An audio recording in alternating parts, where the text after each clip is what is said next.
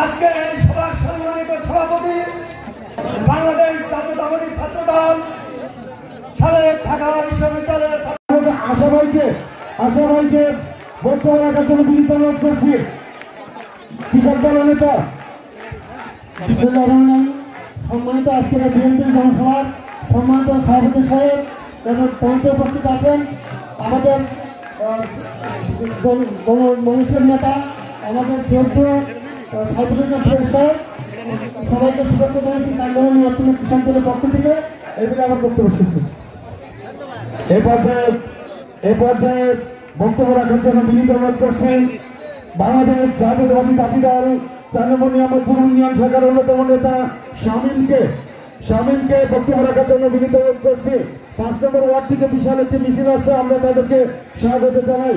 প্রিয় উপস্থিতি, এ পর্যায়ে শামীমকে বক্তব্য রাখার জন্য বিনীত অনুরোধ করছি।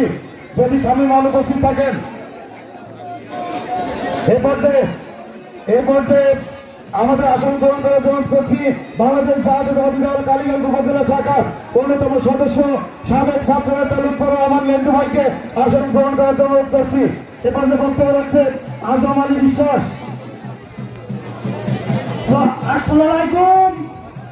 আপনাদের কৃষক দলের পক্ষ থেকে আমি জানাচ্ছি যে আমার সামনে থেকে বিশাল একটি মিছিল আসছে 2 নম্বর ওয়ার্ড থেকে। এ পর্যায়ে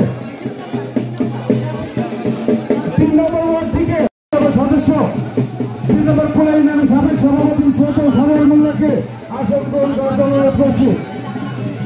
প্রিয় উপস্থিতি, এ পর্যায়ে বক্তব্য রাখার জন্য শক্তিশালী করব এই বলে আমার বক্তব্য জিন্দাবাদ।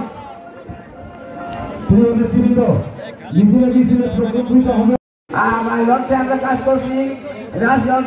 সমস্ত দল মিলে আমরা একটা জাতীয় ঐক্য এই আশাবাদ ব্যক্ত করে আমি আমার